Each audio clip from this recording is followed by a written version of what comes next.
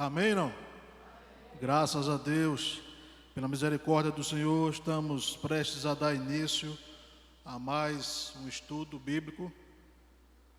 E creio eu que Deus tem um grande banquete em toda essa carta que vamos dar início hoje, para edificação e alimento nosso. Amém? Convido você nessa noite a abrir a sua Bíblia na segunda carta de Paulo aos Coríntios, no capítulo 1.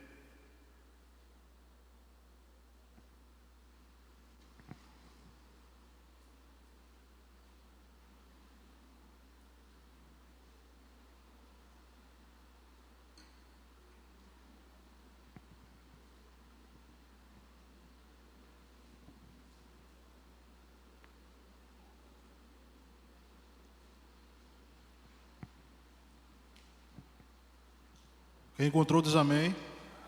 Segunda carta de Paulo aos Coríntios. Vamos iniciar a leitura então.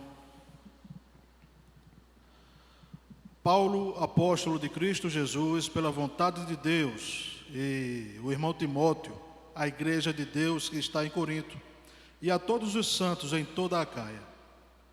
Graça a vós outros e paz da parte de Deus, nosso Pai, e do Senhor Jesus Cristo. Bendito seja o Deus e Pai de nosso Senhor Jesus Cristo, o Pai de misericórdias e Deus de toda consolação. É Ele que nos conforta em toda a nossa tribulação, para podermos consolar os que estiverem em qualquer angústia, com a consolação com os que nós mesmos somos contemplados por Deus. Porque assim como os sofrimentos de Cristo se manifestam em grande medida a nosso favor, assim também a nossa consolação transborda por meio de Cristo. Mas, se somos atribulados, é para o vosso conforto e salvação. Se somos confortados, é também para o vosso conforto, o qual se torna eficaz, suportando vós com paciência os mesmos sofrimentos que nós também padecemos. A nossa esperança a respeito de vós está firme, sabendo que, como sois participantes dos sofrimentos, assim o sereis da consolação. Porque não queremos, irmãos, que ignoreis a natureza da tribulação que nos sobreveio na Ásia, porquanto foi acima das nossas forças, a ponto de desesperarmos até da própria vida. Contudo, já em nós mesmos tivemos a sentença de morte, para que não confiemos em nós, e sim no Deus que ressuscita os mortos, o qual nos livrou e livrará de tão grande amor, tão grande morte, em quem temos esperado que ainda continuará a livrar-nos.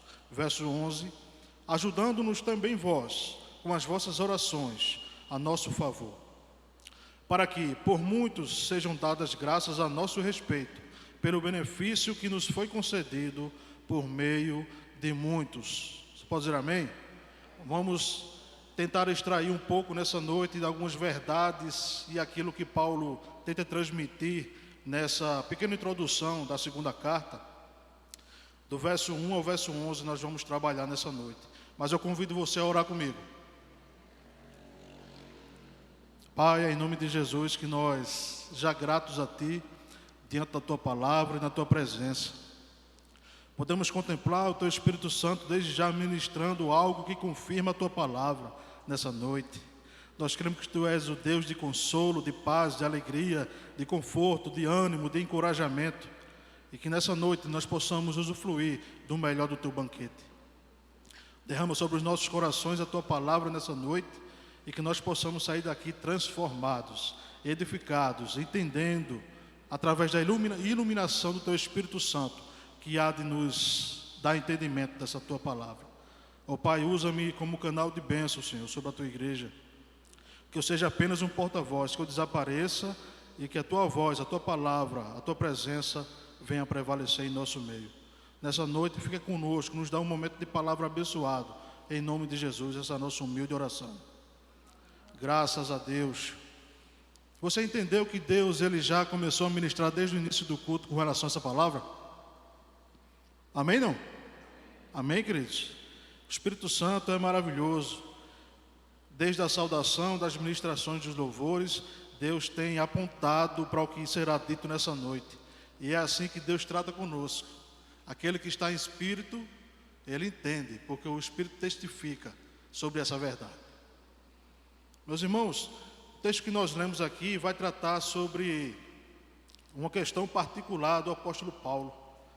E para que a gente possa entender um pouco o que é que está se passando aqui nesse contexto, o pano de fundo nessa situação, a cena que está ocorrendo aqui nessa segunda carta, é que algumas pessoas, alguns apóstolos, falsos apóstolos, ou seja, alguns estudiosos chamam de judaizantes, pessoas que se converteram ao cristianismo, vindas do judaísmo, mas que ainda queriam continuar insistindo em viver sobre a lei mosaica.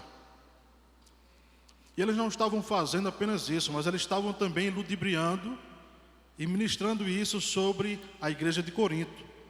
Estavam enxertando esse tipo de ministração aos ouvidos da igreja de Corinto.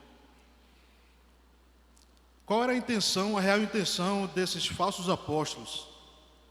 Era justamente, primeiro, atingir o emissor da palavra, aquele que foi designado por Deus, teve autoridade por Deus para ser aquele construtor, como nós vimos no capítulo 3 de 1 aos Coríntios, que Paulo ele foi designado para ser o construtor. O apóstolo ele foi designado para ser o construtor, para lançar o alicerce, o fundamento, que é o evangelho, para que a igreja fosse erguida sobre ele. Amém? Alguém lembra? Estamos juntos, graças a Deus. E eles queriam atacar o emissor, o mensageiro, que era Paulo, porque o propósito principal, além disso, era ludibriar a mensagem do evangelho na vida daqueles cristãos da igreja de Corinto. Então, eles começaram a atacar o ministério apostólico de Paulo, dizendo que Paulo não tinha autoridade nenhuma. E naquela época, os sacerdotes enviavam os emissários, para algum efeito, alguma autoridade, através de cartas de recomendação. E um dos questionamentos que eles perguntavam e indagavam os crentes de Corinto com relação a Paulo era: cadê a carta de autoridade? Quem foi que enviou esse camarada para cá? Quem deu autoridade a Paulo para que ele viesse pregar isso para vocês? Onde é que está a autoridade? Quem deu autoridade na vida de Paulo para que ele saísse da terra dele e viesse pregar para vocês esse tipo de evangelho? Outra indagação que até o povo de Corinto começou a fazer a Paulo, e aqui ele começa a responder esses questionamentos, é sobre o sofrimento dele, o sofrimento do ministério de Paulo. E uma das frases icônicas que alguns desses falsos apóstolos diziam era: se ele realmente é de Deus, por que será que ele sofre tanto? Se ele sofre tanto, que Deus é esse que ele tanto prega? Vocês vão confiar nesse evangelho? Vejam quanto que ele sofre. Ele é perseguido por, muitas vezes, vocês, pelos da terra dele, pelos que ouvem a palavra dele, por nós, ele é açoitado e perseguido. E como vocês confiam ainda na autoridade do ministério desse rapaz, de Paulo? Então Paulo começa aí a ser questionado no seu ministério apostólico, e isso leva Paulo a tomar uma decisão que é fantástica, porque uma opinião minha, de Kitson mesmo, é minha opinião, é difícil você falar de você mesmo. É difícil porque muitas vezes você pode ser mal interpretado como alguém que não tem humildade nenhuma, mesmo tendo autoridade e propriedade para falar o que ele foi designado a falar. Muitas vezes é difícil você falar de você mesmo, mas eles levam essa situação, esse pano de fundo, leva Paulo a tomar uma decisão que talvez tenha causado até surpresa no coração, tanto daqueles falsos apóstolos, como dos crentes de Corinto. E eu quero conversar com vocês justamente sobre o que é que Paulo fez. Para entendermos mais um pouco, essa carta é chamada por a carta com lágrimas. Paulo, depois de ter trabalhado na primeira carta aos Coríntios durante todo aquele tempo e aqueles problemas, Paulo agora se depara com mais o ataque ao seu ministério. Mas eu não vou me deter a como Paulo vai defender e destrinchar a sua autoridade, porque os demais ministrantes que vão ministrar vão tratar sobre isso. Eu quero me deter apenas nessa introdução, do verso 1 ao verso 11, para que a gente possa entender que atitude Paulo tomou, que tanto talvez deve ter surpreendido aquelas pessoas. Talvez alguns pensassem que ele agora vai dizer: eu sou o cara, eu sou aquele que tem autoridade, eu mando, eu sou o dono da igreja, eu sou o dono desse evangelho. Talvez eles pensassem que Paulo fosse dizer isso, mas Paulo rasga o coração nessa carta e se apresenta apontando para Cristo como o dono da igreja.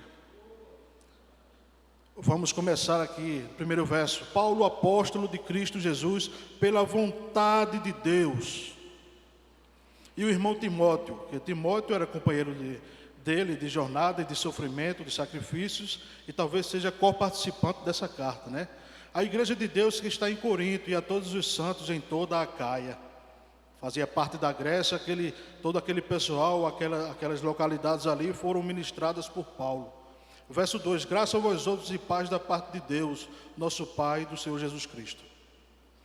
Nesses dois versos, Paulo começa a apresentar a divindade de Cristo com relação a Deus. E é justamente essa divindade, ou seja, aquele que teve experiência pessoal com ele, Jesus Cristo, quem testifica a autoridade de Paulo para que ele pudesse ensinar e ministrar e coordenar aquela igreja de Corinto. No verso 3 ele diz: bendito seja o Deus e Pai de nosso Senhor Jesus Cristo. Bendito é uma palavra de adoração a um Deus altíssimo, onde ele entende que não é sobre ele mesmo que está essa autoridade, não é dele, não vem dele, mas daquele que o enviou. Então ele dá graças a Deus, ele bendiz a Deus, e ele diz que Deus é Pai do nosso Senhor Jesus Cristo, o Pai de misericórdia e Deus de toda consolação.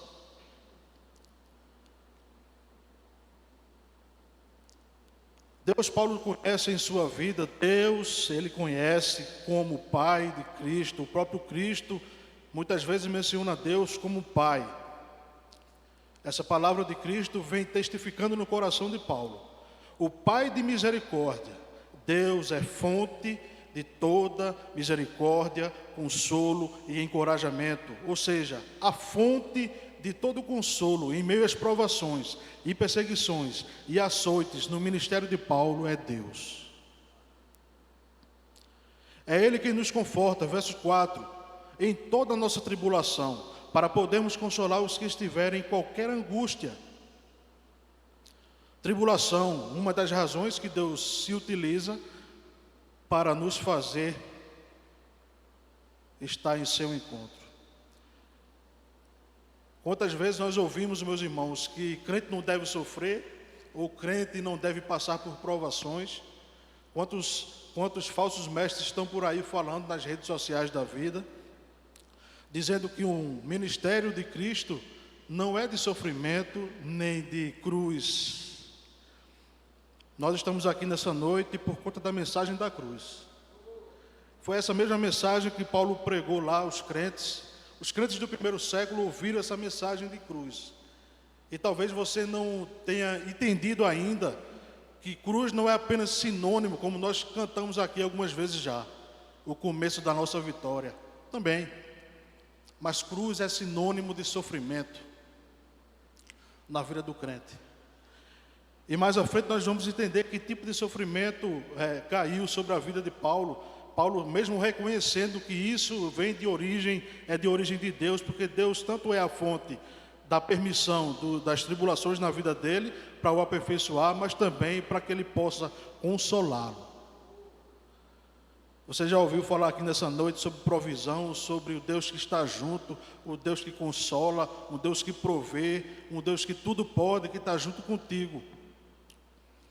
Esse mesmo Deus foi o Deus que era o Deus que Paulo cria. Então, Deus se utiliza dessas tribulações como ferramenta para nos fazer ir ao seu encontro e para desfrutarmos do seu conforto. A tribulação que você está passando, talvez você pense que nunca vai terminar. Mas Deus quer te ensinar a ir ao encontro dele, para que essa tribulação seja momentânea na sua vida e que você entenda que somente nele, na fonte de toda misericórdia e consolo, é que está o seu conforto. Verso 5: porque assim como os sofrimentos de Cristo se manifestam em grande medida a nosso favor, assim também a nossa consolação transborda por meio de Cristo. Sofrimento de Cristo, todo verdadeiro crente que se posiciona em prol do reino de Deus e do Evangelho, identificado com Cristo, compartilha do seu sofrimento, assim, sendo unido com Ele no seu conforto. O próprio Jesus, ele foi açoitado por amor a essa igreja, por amor à sua igreja. Sofreu perseguições, foi judiado, foi cuspido, dilacerado, foi tido como maldito, porque as escrituras dizem que maldito o homem que é pregado no madeiro. E ele se fez de maldito, por amor ao Evangelho e por amor à sua igreja. Ele foi apto ali naquele momento de cruz a ter como ferramenta disponível para a sua igreja o consolo e o conforto. Ele também teve o consolo e o conforto na sua peregrinação. Da mesma forma, nós que somos crentes e dizemos que estamos unidos em Cristo, devemos também ser participantes dessas tribulações e sofrimentos. É engraçado porque eu tenho tratado um pouco sobre sofrimento. Não sei quem estava aqui na última ministração, eu ministrei na carta de Tiago, e Tiago começa falando ali que nós devemos ter, aqueles crentes deveriam ter motivo de plena alegria ao passar por várias provações.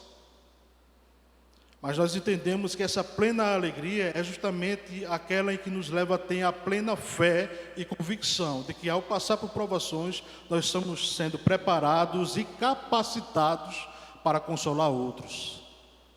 Lembre-se que Paulo, ele zela muito pela unidade da igreja. Onde há unidade, existe consolo. Você já viu alguém separado consolar um ao outro? Não tem.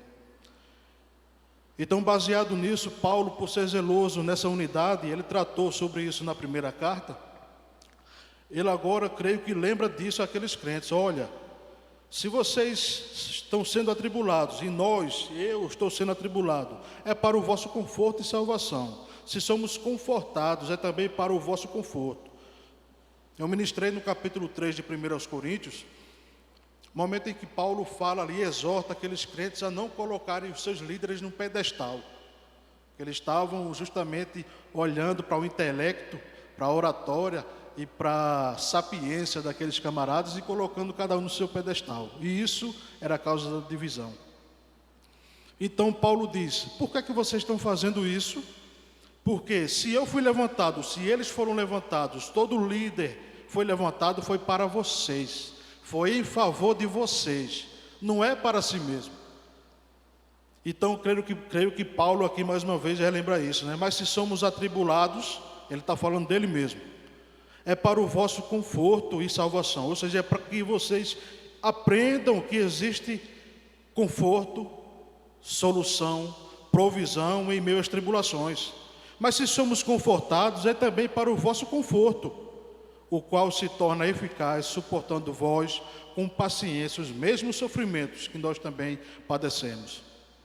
Ou seja, o mesmo Deus que dá autoridade a Paulo, ao permitir que Paulo passe no seu ministério por várias provações, e ao passar por essas provações, sem desanimar, sem desistir, ele é capacitado a consolar, Deus consola através dele, aqueles crentes de Corinto.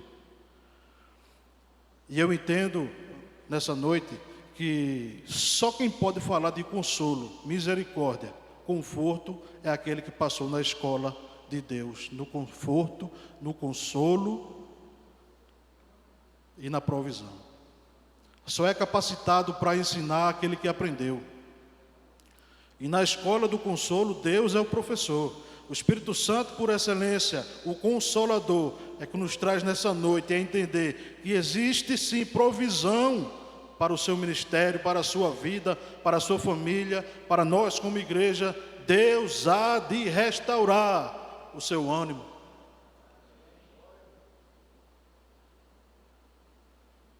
O sofrimento de Cristo foi para que muitos fossem salvos. Que amor é esse que nos leva a entender que nós devemos sofrer da mesma forma que ele sofreu? Eu estou dizendo o seguinte: você pode ser perseguido. Aquele que se posiciona em favor de Cristo, do seu Evangelho, por consequência, ele vai ser perseguido. Charles Spurgeon disse uma frase bem icônica e talvez forte para alguns. O crente, ele não está em perigo quando o mundo o odeia, mas sim quando o mundo o ama.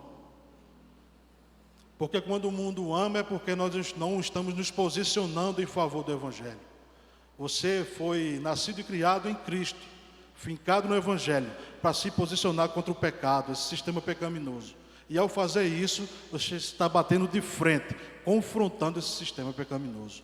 Consequentemente, você vai ser perseguido e odiado. O próprio Jesus, ao posicionar-se contra o pecado, ele padeceu. Mas nós não queremos sofrer. Infelizmente é a realidade de muitas igrejas, e eu aqui não estou para falar de igreja nenhuma, mas eu me refiro à igreja na face da terra. Quantas vezes por aí nós não escutamos que nada disso, nada desse sofrimento, nada dessas perseguições é válido para a vida de um cristão? Quantas vezes você não já ouviu, olha, você nasceu para vencer. Nós somos mais que vencedores em Cristo Jesus, amém? Mas o que eles querem dizer é que você não nasceu para sofrer nenhum tipo de sofrimento ou perseguição. E era assim que eles estavam dizendo na vida de Paulo. Se Paulo é de Deus, que Deus é esse? Por que ele sofre tanto? Ele não deve ser de Deus. Porque tanto naquela época já existia, assim como hoje existe, aqueles que dizem que para o cristão é melhor vir só riqueza e bem-estar. Mas nós entendemos que estamos tendo essa prova aí, né, em comum. Essa pandemia está nos açoitando aí. Mas você tem provado da provisão de Deus nessa pandemia? Você tem provado do livramento de Deus nessa pandemia? Deus tem te confortado. Essa igreja talvez não tenha perdido nenhum crente, não é, pastor? Nós não temos esse histórico aí, graças a Deus. Alguns padeceram, pegaram essa enfermidade, foram contaminados, mas até aqui o Senhor tem nos ajudado. Nós estamos de pé. E o mundo não entende isso. O mundo não entende quando olha para você e vê o sorriso nos lábios. Quando não entendia, como também não entendia o sorriso nos lábios de Paulo, muitas vezes sendo açoitado, e ele não desanimava.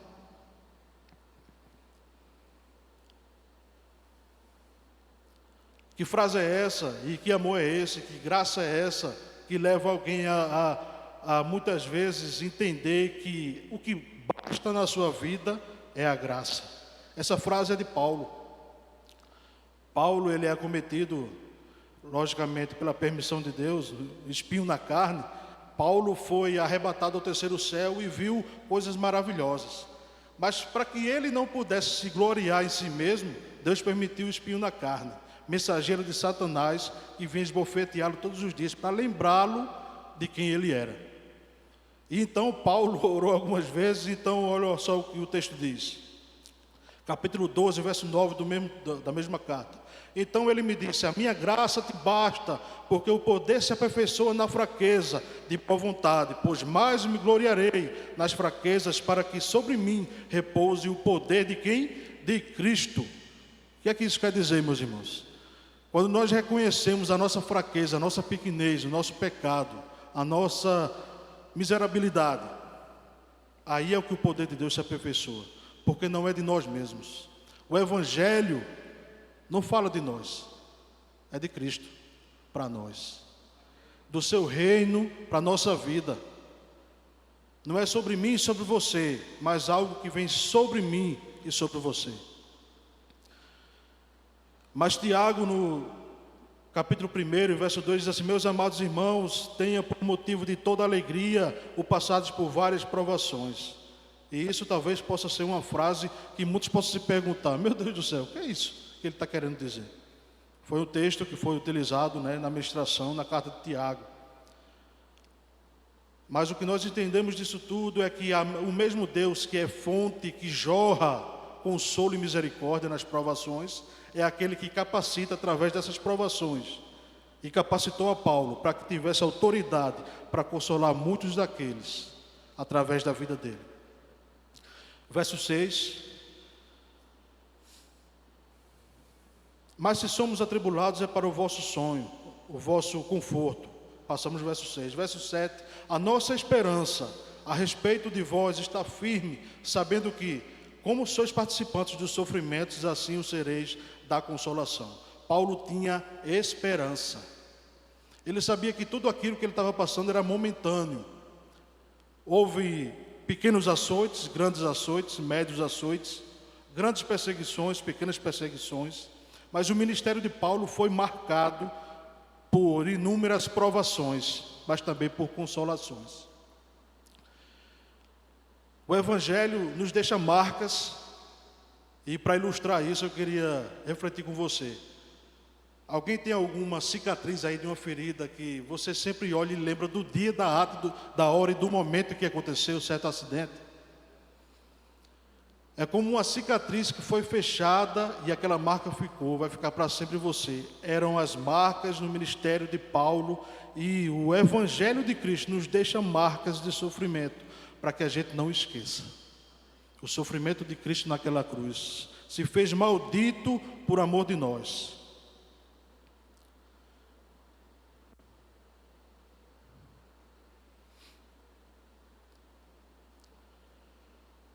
Paulo zelava pela unidade daquela igreja como um corpo, porque se um membro sofre, logo todo o corpo sofre.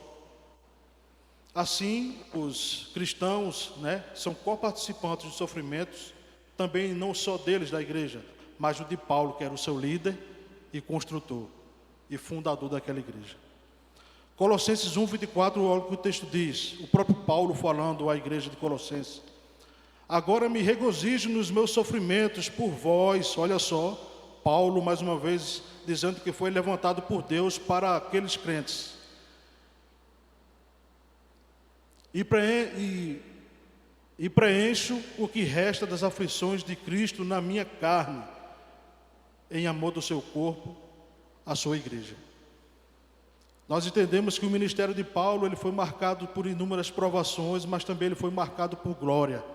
Mas eu não quero dizer que Paulo ele deveria ser colocado no pedestal, mas ele teve sucesso naquilo que ele fez. Estamos nós aqui hoje. Paulo é chamado apóstolo dos gentios. Paulo foi aquele que foi levantado para pregoar para aquelas pessoas que ninguém queria pregar. Mas então hoje nós, como igreja fundada no fundamento dos apóstolos, firmada nos ensinamentos de Jesus Cristo, nós devemos entender que assim como Cristo padeceu, nós também vamos padecer. Eu lembro a você, meu irmão, posicione-se sempre em prol desse Evangelho. Haverá sofrimento na sua vida, haverá perseguições, vai acontecer inúmeras coisas com você, não quero te meter medo. Mas você está entendendo também que da mesma forma que vem o medo, as angústias, a dúvida, muitas vezes vem o sofrimento, a tristeza, a vontade de desistir, o desânimo, também vem o consolo, o conforto, a provisão. Não olhe apenas para si mesmo, mas olhe para aquele que é a fonte de todo consolo. Verso 9, contudo já em nós mesmos tivemos a sentença de morte. Paulo, eu creio que está falando sobre alguns momentos em que ele quase foi morto. Teve alguns momentos, mas eu queria lembrar do momento que Paulo foi açoitado. Paulo chegou até a pensar que iria morrer naquele momento. Ele foi apedrejado. E ele chegou a pensar, não, é agora que eu vou morrer. Eu acho que daqui não tem como sofrer mais. Aqui é o limite da minha vida e eu vou partir. Talvez tenham chegado momentos assim na sua vida, de ansiedade, de depressão espiritual. Talvez eu esteja falando para alguém que vai ouvir esse vídeo nessa noite, que esteja passando por um momento de solidão espiritual, onde ninguém quer te ver, onde você muitas vezes pensa que Deus não quer estar do teu lado. Eu digo para você nessa noite, Deus, Ele há de consolar o seu coração. Esse momento que você está passando é provisório, existe uma esperança para aquele que é crente. Para aquele que está na igreja do Senhor, ele tem a firme convicção, assim como Paulo teve, de que há esperança para aquele que nele espera, em Cristo Jesus. É para isso que Paulo aponta. Paulo, quando está se apresentando, ele não está falando simplesmente dele mesmo, para que as pessoas olhem para ele. Não, para o sofrimento dele, para as atitudes que ele teve, para toda a posição que ele teve de ter contra o pecado, combatendo tudo que vinha a deturpar o Evangelho. Mas eu vejo aqui Paulo se apresentando como um tipo de Cristo para a sua igreja. Assim como Paulo sofreu, Cristo sofreu e padeceu por amor da sua igreja, e nós devemos entender isso. A mensagem da cruz está impregnada na vida de Paulo e deve estar impregnada na minha e na sua vida. Assim como Paulo teve que se manifestar inúmeras vezes contra o pecado e foi açoitado por isso, nós devemos entender que devemos fazer o mesmo. Verso 8: porque não queremos, irmãos, que ignoreis a natureza da tribulação que nos sobreveio na Ásia, porquanto foi acima das nossas forças, a ponto de desesperarmos até da própria vida. Verso 9: contudo, já em nós mesmos tivemos a sentença de morte. Olha só, Paulo era entregue à morte quase todos os dias, sempre que ministrava e alguém ouvia o que ele estava ministrando. Para que não confiemos em nós, e sim no Deus que ressuscita os mortos. Paulo está falando aqui que tinha esperança, que se Deus não conseguisse, se Deus não quisesse livrá-lo daquele momento, não pudesse, não quisesse ressuscitá-lo naquele momento, ressuscitaria no seu grande dia. Paulo ele tinha convicção do dia do Senhor Jesus. Verso 10: o qual nos livrou e livrará de tão grande morte, em quem temos esperança que ainda continuará a livrar-nos. Versos 11: ajudando-nos também vós com as vossas orações a nosso favor. Paulo ele se colocava diante e debaixo das orações intercessórias daquela igreja. Ele estava ensinando que a oração ela tinha sentido e tinha a sua ação diante das tribulações. E ele se apresentava aqui como alguém que pedia oração da igreja em seu favor e orava em favor da sua igreja. Vamos tirar algumas lições práticas aqui para as nossas vidas, tendo em vista que nós aprendemos que, do verso 3 ao verso 4, que bendito é Deus e Ele é que é a fonte onde nós devemos buscar a capacitação, o consolo e a provisão e as misericórdias para consolarmos uns aos outros. Diante disso, a nossa posição é o quê? Buscarmos sempre sermos ensinados pelo Deus de provisão, de ensinamento. Você pode ser capacitado a consolar alguém que esteja passando por um momento de tribulação. O que é que eu quero dizer com isso? Talvez você já tenha passado por um momento que alguém esteja passando hoje, e você vai ser capacitado, por ter passado por esse momento, a fazer com que aquela pessoa entenda como deve passar por aquilo. Você vai ensinar alguém. Isso é unidade na igreja. Amém? Versos 5 a 6, nós entendemos que os sofrimentos da igreja se equiparam e se equivalem e devem ser frequentes na vida do cristão por amor a Cristo. Assim como Cristo padeceu e sofreu, foi dilacerado, morreu a morte de cruz, nós devemos carregar a nossa cruz para mortificarmos a nossa natureza pecaminosa e nos entregarmos somente a Ele. Mas se somos atribulados é para o vosso conforto e salvação. Se somos confortados é também para o vosso conforto. Paulo aqui se apresenta como o tipo de Cristo, levando aquele povo de Corinto, da igreja de Corinto, a entender que assim como Cristo padeceu, a igreja deve também ter essas marcas de sofrimento nela. Meu irmão, a igreja de Cristo hoje em dia, ela tem crescido bastante em quantidade, mas também em qualidade. Mas eu me refiro àquelas que têm crescido bastante em quantidade. É muito frequente hoje você ver crente entrando para uma igreja num dia e na próxima semana ou no outro dia já saindo, já sem saber, sem entender nada. Porque o que é pregado muitas vezes não segura, não cria raiz no coração do crente, daquela pessoa. E o que Paulo estava querendo fazer é que aqueles crentes entendessem que ele era apenas um mensageiro que levou a boa notícia, que é o Evangelho, amém? Para que aquelas pessoas fossem edificadas e transformadas e assim pudessem entender que tipo de sofrimento a vida cristã impõe na vida deles. E eles não estavam entendendo. Alguém já falou para você, não, isso aí não deve ser crente não. Só vive chorando, só vive sem dinheiro. Falou em dinheiro é bronca, né? Na vida sentimental é um fracasso, cheio de ansiedade, cheio de depressão. Morre pessoas dessa família todos os dias, mas aqui eu quero dizer para você que, independente disso tudo, Deus é a fonte que jorra não apenas para você, mas em você.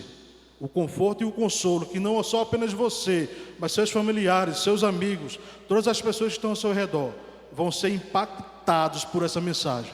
Você tem o brilho de Cristo, porque você tem a marca de Cristo. Quando as pessoas te olham em sofrimento, o que é que elas devem entender? O que é que Paulo queria ensinar para aquelas pessoas ali? Olha só, vocês devem viver essas marcas no sofrimento, porque vocês vão consolar uns aos outros. Talvez aqueles que estarão fora, se entenderem, o Espírito Santo vai atrair através desse testemunho. Dos versos 7, 8 e 9, Paulo ensina que existe esperança em meio às tribulações, porque Deus é capaz, tem todo o poder de colocar em nossos corações esperança em meio ao confronto, em meio à ansiedade, em meio às dúvidas de cada ministério, de cada crente. Com relação a isso, a nossa atitude deve ser justamente buscar ser aprendiz dele. E aprender com Paulo, assim como Paulo padeceu, Paulo também guardou a fé. Você se lembra disso? Acabei a carreira, guardei a fé. Você não sabe o dia que você vai terminar a sua carreira. Você está guardando a sua fé? Veja com que autoridade dada por Deus, lógico, mas com propriedade, alguém abrir a boca para dizer: sejam meus imitadores, assim como eu sou de Cristo. Eu faço essa pergunta para você, não fique com medo, nem constrangido. Você tem essa propriedade? Glória a Deus. Deus, Ele te capacita para isso. Sejam meus imitadores, assim como eu sou de Cristo. Pense numa autoridade em dizer isso. Talvez as pessoas olhassem para ele e dissessem: não, rapaz, tu bate no peito para dizer que é o santinho do pau oco. Não, meu irmão. Eles não entendem que muitas vezes o sofrimento faz parte de uma vida que eu costumo dizer que é uma maratona, em que não começa aqui e termina aí na porta da igreja, não. Não é um sprint de 100 metros, 400 metros, 500 metros. É uma maratona onde só vai terminar no grande dia. É uma maratona onde você vai ser contemplado no céu.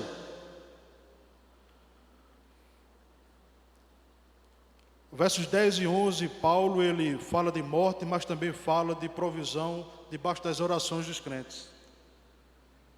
Paulo ele se utiliza disso aqui para fazê-los orar mais em favor, não só da comunidade, para um bem comum. E Paulo era zeloso nisso. Ele não queria só apenas o bem de um ou outro, mas o bem comum da comunidade. É por isso que ele zelou tanto pela unidade dessa igreja. E ele fala sobre oração, porque a oração é um dos artifícios que o crente tem para que ele não morra espiritualmente, mas para que ele esteja interligado, ligado, com livre acesso a Deus, para pedir: Deus, me ajuda. Deus, eu preciso da tua provisão, do teu socorro, da tua misericórdia. Eu aprendi aqui com Paulo que tu és o Deus de misericórdia, então eu preciso disso. A nossa posição deve ser estar ligado totalmente a Ele. Porque quando você está ligado na fonte, jorra para a vida eterna, frutos, virtudes que Deus enxerta na tua vida, para impactar as vidas daquelas pessoas que estão ao teu redor. Era assim na vida de Paulo, você crê? Pode ser assim na tua vida. Muitas vezes talvez alguém tenha dito a você que isso é inatingível, inalcançável. Mas a autoridade que Paulo relata aqui, como eu disse no início, talvez tenha pego muita gente de surpresa. Ele rasgou o coração. No capítulo 2, verso 4, ele diz: com muita angústia e sofrimento no meu coração, eu escrevo essa carta a vocês com lágrimas. Depois de tudo que tinha se passado, chega a notícia agora, os crentes até que se arrependeram daquilo que foi tratado na primeira carta. Mas logo em seguida, chega o mensageiro para dizer a ele: olha só, tem um grupo de pessoas lá que está tentando deturpar a mensagem que tu levou lá. E primeiro estão dizendo que tu não é de Deus e o teu ministério é um fracasso, e não existe isso. Ninguém te deu autoridade para tu ir lá. Então, Paulo toma a decisão de abrir o coração para aquelas pessoas. E talvez isso é que tenha desprendido eles a, talvez, começasse a entender do que é que Paulo estava falando. Paulo estava falando de Jesus Cristo. Paulo estava falando de que em meio às provações, existia um Deus, que eu quero resumir como o título dessa mensagem: Deus de consolo.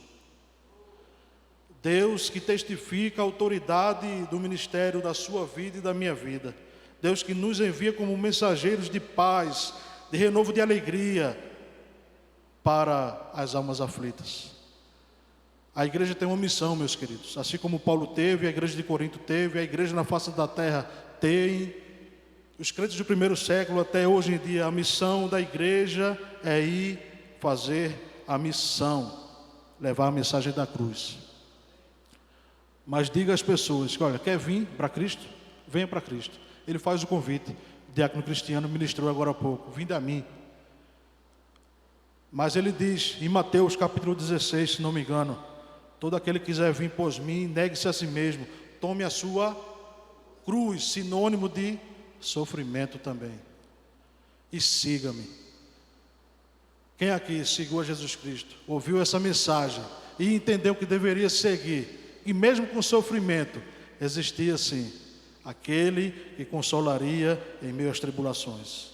Nessa noite, o nosso posicionamento como aplicação prática para a nossa vida é entender essa palavra, nos posicionarmos como quem tem autoridade e ao seu dispor, Deus milita, nos enxertando consolo, provisão. Você não entendeu? Você teria dito amém. Consolo, provisão, conforto. Deus trata conosco nessa noite, meu irmão, dizendo a você que em meio aos sofrimentos, você pode tomar a atitude de um cristão autêntico e dizer: não vivo eu, não vivo mais eu, mas Cristo vive em mim. Assim como Paulo teve autoridade dada por Deus para dizer: a vida que agora vivo, não vivo eu. A vida que agora vivo na carne, não vivo eu, mas Cristo vive em mim. Então ele apontou para Cristo, ele não apontou para ele mesmo. Ele se colocou como exemplo de que Deus faz na vida do crente aquilo que ele necessita. Você necessita de provisão, necessita de consolo, necessita de amor, de paz, de alegria. Nessa noite, em nome de Jesus, Deus há de restaurar a tua vida. E você que ainda não conhece esse Cristo, Deus há de resgatar você. Que você entenda nessa noite o mistério dessa mensagem da cruz, cheia de sofrimento, de angústia, de açoites, mas com a esperança viva de que alcançaremos um céu de glória, assim como Paulo alcançou. Você crê? Nós alcançaremos em nome de Jesus, porque existe um processo a se passar, e se você está disposto a passar nesse processo, Deus promete, e quem promete cumpre. Nos encontraremos com Ele nos ares, e ali estaremos para sempre com Ele, face a face. Deus abençoe em nome de Jesus. O pastor estará orando nessa noite pela minha vida e pela sua vida. Amém, igreja? Palavra gloriosa nessa noite, palavra de Deus, a Bíblia Sagrada, o Evangelho, conforme Paulo escreveu,